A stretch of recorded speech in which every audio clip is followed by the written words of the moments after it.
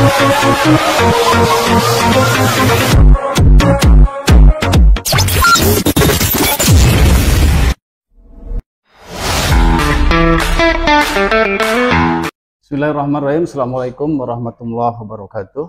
Waalaikumsalam warahmatullahi wabarakatuh. Sahabat Akademia dan pemirsa dimanapun berada, sampai ketemu lagi kita pada konten yang kali ini spesial karena sudah hadir narasumber yang juga spesial. Beliau adalah Pak Amin Sabana dari KPI, Pak ya. Bisa diceritakan Pak, di KPI sebagai apa Pak? Ya, saya di Komisi Penyiaran Indonesia, salah satu komisioner dari 9 komisioner, khusus di bidang kelembagaan. Program yang dilakukan terkait dengan riset penyiaran. Oke Pak, terima kasih atas kehadirannya dalam kesempatan hari ini. Nah, ini salah satu isu yang berkembang Pak akhir-akhir ini terkait dengan badai PHK Pak di dunia pers gitu ya. Dan kalau kita cermati ini kan ya dari satu sisi menjadi hal yang cukup memprihatinkan Pak ya, karena terkait dengan semakin berkurangnya peluang kerja dan itu sebagai konsekuensi yang tidak bisa dihindari ya Pak. Nah, menurut Pak Amin sebetulnya ini fenomena apa Pak? Iya, kalau saya pribadi Mas Sofyan melihat ini sebenarnya bukan fenomena ya. Diskursus terkait dengan disrupsi digital akan mempengaruhi landscape media itu sudah kita bahas bahkan 5-10 tahun sebelumnya. Bagaimana industri media pers terpengaruh ya, dan karena mungkin banyak pengusaha media pers yang tergagap, tidak bisa beradaptasi terkait dengan kemajuan teknologi informasi, akhirnya satu persatu tumbang. Dan ini juga menjadi isu di sektor penyiaran. Bagaimana teman-teman industri penyiaran dalam diskusi beberapa tahun sebelumnya itu juga harus bisa menyiapkan diri menghadapi gelombang disrupsi teknologi yang akan semakin luar biasa. Ya. Jadi tanpa bermaksud untuk menormalisasi situasi terkait dengan layoff atau resizing istilahnya di industri penyiaran kita, situasi ini sudah terjadi bahkan di tingkat global. Ya, 3-4 tahun terakhir ini resizing di industri penyiaran mainstream atau konvensional ini juga terjadi di negara-negara yang besar seperti Amerika. Ya. Dan mereka melakukan skoci ya untuk bisa menghadapi situasi tersebut. Nah, sekarang ini terjadi di Indonesia. Ya, sejak setahun terakhir ini kita bisa melihat ancaman terkait dengan resizing industri penyiaran itu terjadi. Yang menjadi pokok permasalahan adalah sebenarnya bagaimana kita bisa menyiapkan skoci ya yang dilakukan oleh negara-negara besar tadi. Transformasi itu menjadi suatu keniscayaan dan itu juga semestinya terjadi di industri penyiaran. Ya.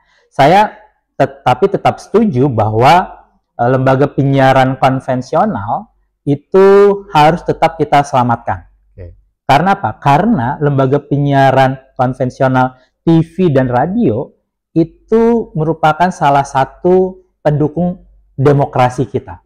Kita bisa melihat bagaimana konten-konten yang diproduksi, ya, konten pemberitaan maksud saya, juga turut andil dalam bangunan demokrasi yang saat ini kita sedang jalani. Ya. Dan untuk itu, karena juga di regulasinya hanya mengatur terkait dengan penyiaran televisi dan radio, maka sebagai elemen pilar demokrasi ini harus tetap kita selamatkan. Cuma transformasi itu tetap juga harus secara paralel kita siapkan, gitu.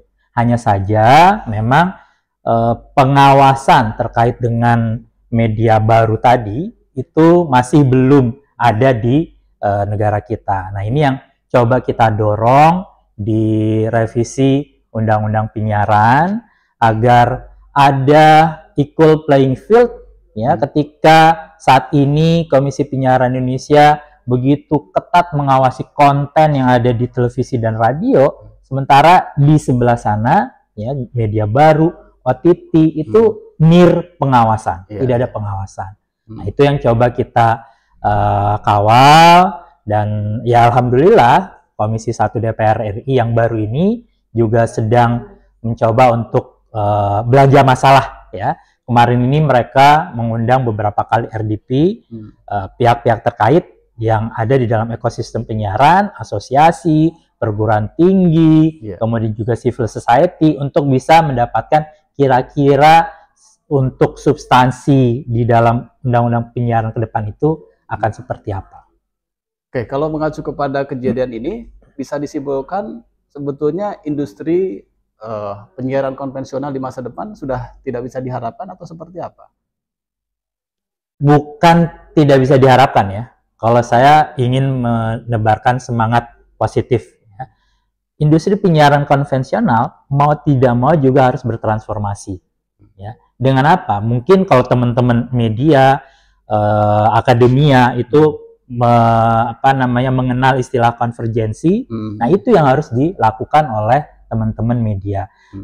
Yang saya lihat dan saya perhatikan adalah sebenarnya teman-teman penyiaran ini sudah melakukan konvergensi tersebut, ya.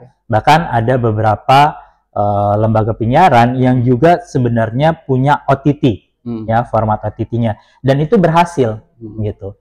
Cuma tinggal bagaimana kedepannya ternyata penyiaran konvensional yang dilakukan saat ini itu juga didiversifikasikan dengan format-format yang ada di ruang-ruang digital, ya. Tadi OTT misalnya mereka punya, kemudian juga mereka melakukan streaming, ya, program-program mereka, sehingga ketika konten-konten itu diakses oleh publik, itu bukan hanya di layar kaca saja, ya, tetapi juga masuk ke dalam device-device yang mungkin juga bisa diakses ketika di mobil, kemudian di kantor, bahkan mohon maaf ketika ke kamar mandi juga, gitu ya. Nah, ini yang harus diperkuat oleh teman-teman lembaga penyiaran. Oke, dampak dari konvergensi media ini, Pak, terkait dengan lapangan kerjanya seperti apa, Pak? Semakin menyusut atau semakin melebar sebetulnya, Pak?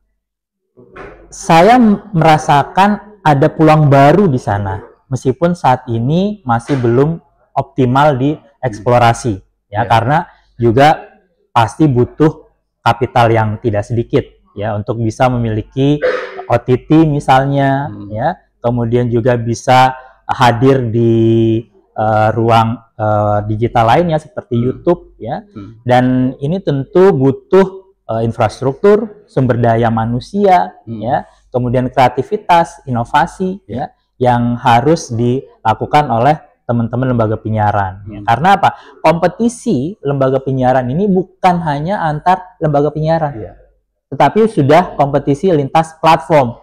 Nah, itu yang harus dibaca oleh teman-teman lembaga penyiaran. Sebenarnya selera pasar yang dibentuk oleh platform-platform media sosial, misalnya new media, itu seperti apa?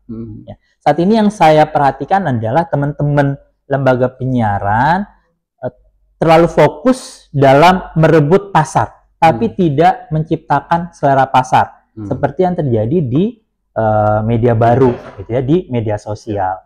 Nah, hal ini yang menurut saya harus juga diperhatikan. Tetapi yang saya luput tadi menyampaikan bahwa perlu juga kita bersama-sama melakukan redefinisi ulang terkait dengan konsep penyiaran itu sendiri. Karena tampaknya dengan disrupsi teknologi yang saat ini terjadi, penyiaran yang hanya didefinisikan melalui frekuensi itu sudah tidak sesuai lagi, gitu. Nah, itu salah satu muatan yang coba kita masukkan di dalam revisi Undang-Undang Penyiaran. Bagaimana redefinisi penyiaran dengan konteks kekinian, dengan konteks disrupsi digital yang terjadi. Oke, ya. Tadi memang kalau kita melihat realita bahwa akses media itu salah satunya sangat dipengaruhi oleh kontennya, kan.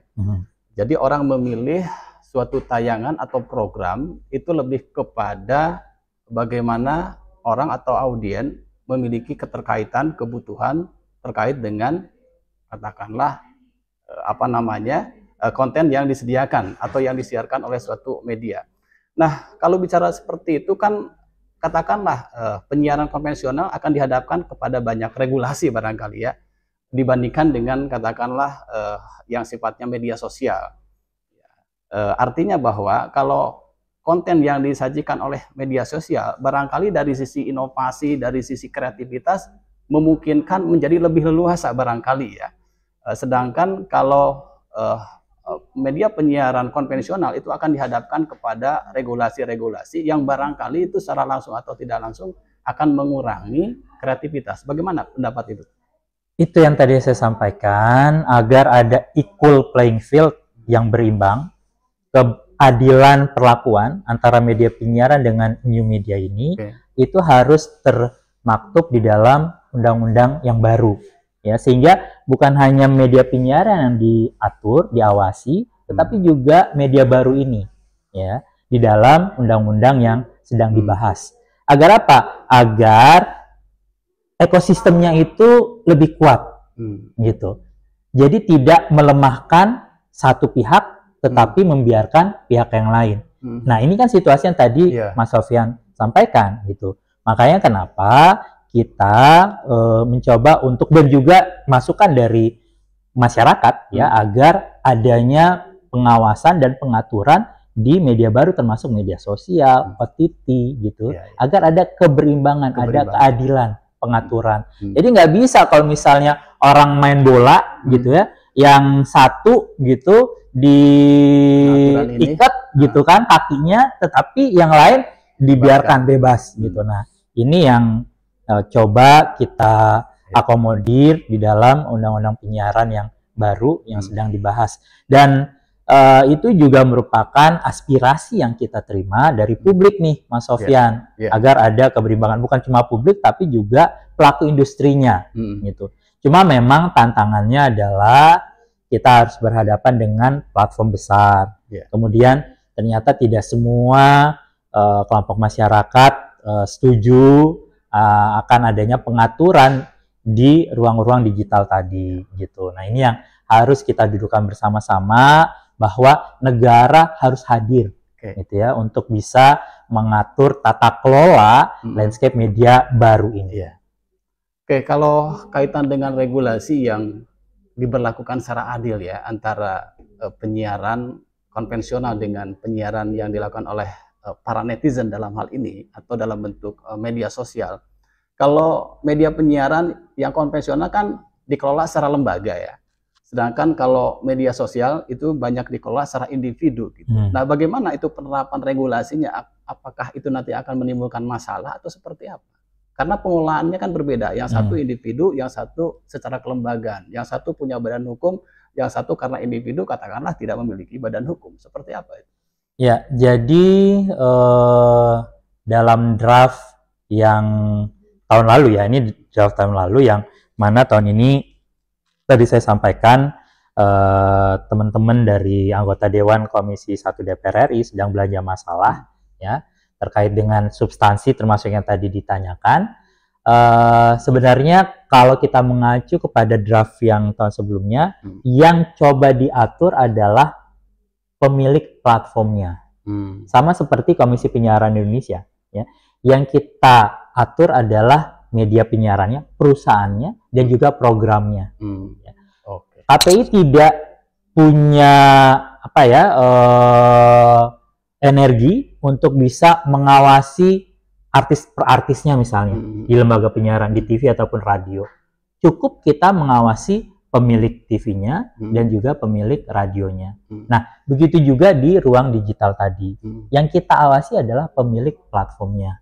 Ya, karena kalau misalnya kita mengawasi individu per individu, kita bisa bayangkan berapa puluh juta, apalagi Indonesia terkenal, belum lama kemarin saya melihat pengguna TikTok terbesar di dunia. Berapa juta pengguna TikTok yang harus kita awasi 24 jam? Nggak akan mungkin. Gitu, ya. Nah, yang kita coba carikan titik temunya adalah pemilik platformnya lah yang harus kita awasi. gitu. Agar apa? Agar ini juga memberikan perlindungan kepada penggunanya, kepada konten kreatornya.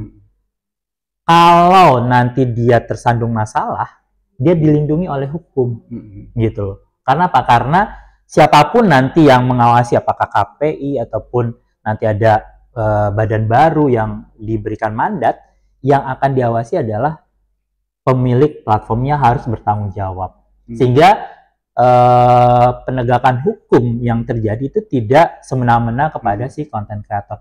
Akan sangat kasihan, apalagi misalnya dari informasi yang kami terima, konten kreator yang berhasil di Indonesia itu mungkin kurang dari 5%. Sisanya adalah konten-konten kreator baru. Dan kalau itu terjadi kepada konten kreator yang dengan followers kecil gitu ya, itu akan sangat merugikan mereka gitu. Nah, jadi yang akan diawasi adalah platformnya, bukan kreatornya, gitu. Termasuk kontennya juga ya? Iya, mau nggak mau nanti akhirnya si kontennya yang akan terdampak gitu. Sama seperti sekarang, ketika ada salah satu program kita berikan sanksi, ya, maka si program tersebut akan menyampaikan kepada si pengisi acaranya, si hostnya misalnya, dapat peringatan nih dari KPI misalnya. Nah, jadi biarkan internal mereka itu bekerja untuk bisa memperbaiki. Kira-kira bagaimana tuh kaitannya dengan HAM lah ya? Barangkali itu juga bisa menimbulkan reaksi yang kontra dari banyak kalangan. Karena apa? Karena kebebasan individu yang diwujudkan dengan penyiaran yang sifatnya dikelola secara individu itu, kan sekarang kita saksikan begitu banyak ya konten-konten di YouTube lah misalnya, yang begitu terang-terangan memberikan koreksi, bahkan lebih dari apa yang disebut dengan koreksi ya. Misalnya di situ ada tuduhan atau mungkin sifatnya lebih kepada ya sudah penghakiman lah, sebagaimana yang kita saksikan begitu. Sedangkan kalau di penyiaran konvensional itu kan sudah dari awal diatur ya barangkali ya. Nah, apakah nanti bisa menimbulkan persoalan yang terkait dengan HAM atau seperti apa? Iya, makanya kenapa nanti ketika mandat itu diberikan untuk pengawasan di ruang digital harus ada aturan mainnya. Ya, kalau misalnya saat ini produk aturan tersebut di KPI kita kenal dengan pedoman perilaku penyiaran, standar program siaran. Nanti ketika mandat untuk pengawasan di ruang digital, maka harus ada aturan baru yang juga bisa menerjemahkan kira-kira bentuk pengawasannya itu seperti apa, ya. Kemudian kepentingan publik yang harus diperhatikan itu bagaimana, ya. Kemudian bentuk sanksinya itu seperti apa. Nah, itu yang harus buat di dalam aturan baru nanti. Jadi memang PR-nya ini masih cukup panjang nih, Mas Sofyan. Yang pertama harus kita kawal adalah undang-undang sebagai produk hukum tertinggi. Setelah itu dari produk undang-undang terjemahannya adalah pedomannya. Ya, kalau di Malaysia sudah ada itu pedoman pengawasan terkait dengan AI pun bahkan mereka sudah ada gitu. Nah, kita juga semestinya punya hal tersebut. Terkait dengan isu hak asasi manusia, itu yang tadi saya bilang. Memang tidak semua kelompok masyarakat itu setuju ya atas nama kebebasan berekspresi ya, sebagai bagian yang juga dilindungi oleh HAM ya, konvensi HAM internasional. Nah, kita itu juga menyadari, tetapi juga atas nama HAM juga kita harus memperhatikan kepentingan publik yang lainnya, gitu ya. Makanya kenapa nanti dalam proses diskusi terkait dengan penyusunan regulasi, pedoman, itu kita akan melibatkan berbagai unsur, termasuk unsur-unsur teman-teman yang memang ada di isu hak asasi manusia. Agar apa? Agar semua substansi yang terkait di dalam ekosistem penyiaran, termasuk isu HAM, isu bencana, isu anak, isu inklusivitas, itu terakomodir di dalam pedoman yang akan kita hasilkan. Karena apa? Karena nggak bisa kalau misalnya apa namanya suatu produk yang diakses oleh publik itu tidak ada pengawasannya, negara tidak hadir di sana. Kayak misalnya sekarang begitu banyak kasus-kasus yang terjadi di media sosial yang akhirnya tidak bisa kita lakukan tindakan tegas di sana, ya karena tidak ada regulasi yang memandatkan untuk pengawasan. Kemarin Komisi Penyiaran Indonesia kedatangan oleh Komite Perlindungan Anak Indonesia, ya KPAI. Mereka menceritakan begitu luar biasanya kasus-kasus yang terjadi di media sosial, di ruang digital. Terjadi kepada siapa? Terjadi kepada masyarakat sampai dengan anak-anak kita, ya. Sehingga dengan kasus-kasus yang terjadi, ketergantungan, mohon maaf, prostitusi anak, itu terjadi gitu. Nah, ini kan kita tidak bisa menutup apa namanya permasalahan yang tersebut terjadi, ya, atas nama HAM juga, maka kepentingan masyarakat ini juga harus kita lindungi. Makanya kenapa nanti proses dari aturan hukumnya, produk hukumnya harus juga mengakomodir, mendengarkan aspirasi dari berbagai kelompok masyarakat. Kalau pedoman itu sampai diberlakukan, kemungkinan besar konten media sosial yang seperti sekarang itu bisa apa namanya, bisa diminimalisasi terkait dengan potensi pelanggarannya, ya. Artinya ya barangkali tidak akan sebebas seperti sekarang ketika regulasi itu diberlakukan, ya. Kita berharap bukan membatasi, tapi bisa mewujudkan ruang digital yang lebih bersih, lebih positif, gitu ya, buat publik itu sendiri, gitu. Nanti bagaimana produk tersebut diterjemahkan oleh masyarakat, maka perlu adanya literasi, edukasi, ya, pemahaman, ya.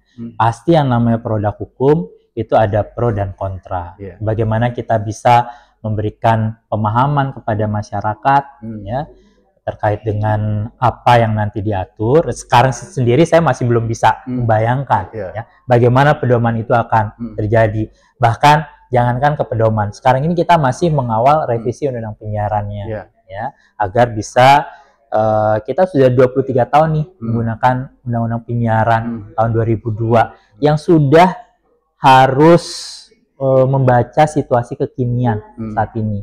Gitu. Makanya kenapa harapan untuk RUU penyiaran ini bisa segera diwujudkan, itu merupakan PR besar kita, gitu.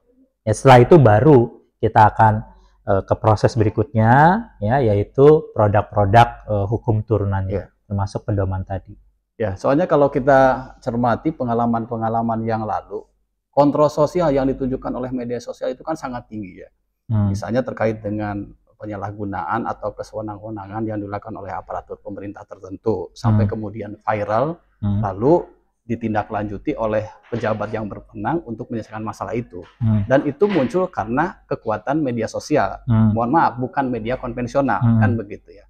Kemudian juga terkait dengan katakanlah progres pembangunan di suatu wilayah. Jadi peran dari citizen journalism ini betul-betul sangat terasa, ya, sehingga apa yang bisa dilakukan oleh warga dalam konteks menyiarkan itu menjadi lebih leluasa dan itu tidak bisa dilakukan oleh media konvensional. Artinya media konvensional memiliki keterbatasan sumber daya, termasuk sumber daya manusia, untuk bisa meliput sesuatu yang memiliki nilai berita. Sedangkan warga dalam konteks ini terkait dengan citizen journalism, itu dia hanya dengan bermodalkan kamera, kemudian disiarkan melalui media sosial, lalu dia menyiarkan suatu peristiwa yang terkait dengan nilai berita, itu menjadi viral, kemudian juga bisa memberikan dampak yang ternyata membawa perubahan yang signifikan, begitu, ya. Kesimpulannya bahwa peran dari media sosial dalam konteks kontrol sosial itu sampai sekarang itu sangat terasa kuat sekali, gitu, ya. Termasuk untuk melakukan gerakan-gerakan perubahan. Kemudian juga kaitan dengan kritik terhadap pemerintah. Gaung itu kedengarannya di media sosial, bukan di media konvensional, begitu, ya. Nah, ya, saya secara pribadi berharap nanti kalau regulasi itu sampai diterapkan, ya, kekuatan media sosial untuk menjalankan fungsi kontrol sosial yang semacam itu jangan sampai hilang gitu ya. Kalau itu hilang menjadi kurang, menurut saya ya, menjadi kurang demokratis jadi pengertian dari media ini.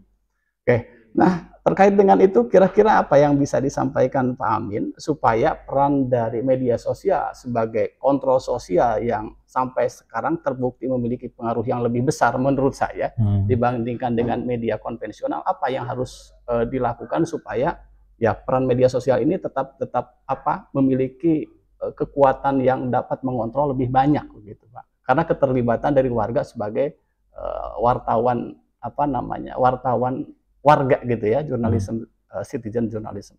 Seperti apa Pak? Ya, masukan terkait dengan substansi citizen journalism ini juga sudah kami terima ya. Jadi Mas Sofyan mungkin 101 orang yang juga menyampaikan pendapat seperti itu, dan tentu ini menjadi masukan yang sangat baik ya, agar tetap fungsi kontrol sosial itu juga ada di dalam ruang digital termasuk media sosial. Sebenarnya media konvensional juga masih melakukan fungsi tersebut ya, kontrol sosial. Tetapi kenapa kita merasakan, atau Mas Sofyan tadi merasakan, media sosial itu jauh lebih kuat karena kita lebih cenderung sekarang mengakses media sosial gitu ya.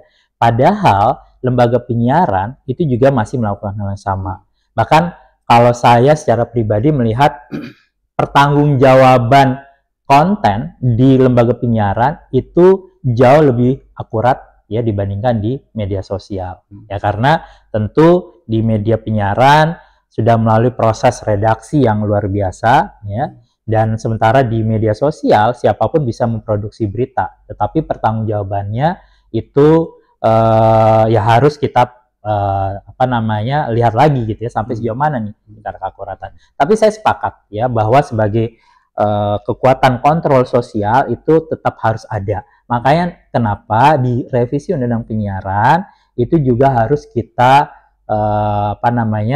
masukkan hal tersebut ya. Karena apa? Karena jangan sampai justru nanti ketika ada konten yang terkait dengan kontrol tadi, siapapun pihak manapun bisa mempersekusi. Nah, kalau misalnya dipersekusi akhirnya tidak ada payung hukum yang melindungi si citizen tadi. Nah, sementara disinilah peran dari regulasi untuk juga bisa melindungi si konten kreator tadi melalui platform yang kita awasi gitu. Jadi terkait dengan substansi bagaimana kontrol sosial tersebut masih tetap harus ada di dalam undang-undang penyiaran yang baru ataupun pedoman yang baru, ini yang akan kita diskusikan bersama-sama. Tapi secara prinsip kami di Komisi Penyiaran Indonesia menyadari bahwa kekuatan dari media, baik itu media konvensional, media sosial, salah satunya adalah kontrol sosial yang harus dijaga. Di awal makanya saya menyampaikan bahwa peran dari media adalah menjaga demokrasi, baik itu media penyiaran maupun dari media sosial nantinya. Gitu. Oke, baik, terima kasih Pak Amin. Sebagai closing statement, barangkali ada yang mau disampaikan?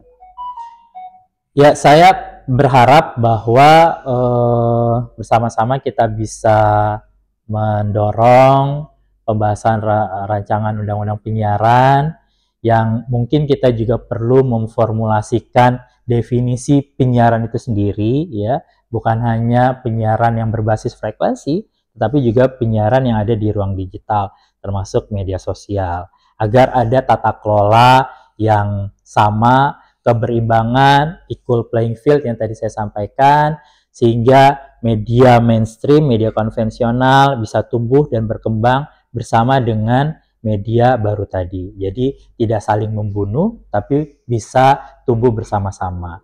Nah, ini yang menurut saya menjadi cita-cita kita bersama, Mas Sofyan, agar kita tidak tahu bentuk industri penyiaran 10 atau 15 tahun ke depan seperti apa gitu. Tetapi kalau misalnya kita memiliki produk hukum yang adaptif, yang bisa menjawab situasi 10-15 tahun ke depan, itu akan jauh lebih aspiratif gitu. Itu deh. Baik, terima kasih Pak Amin, terima kasih pemirsa dan akademia. Sampai jumpa kembali dalam konten dengan topik yang lebih menarik. Terima kasih. Assalamualaikum warahmatullahi wabarakatuh.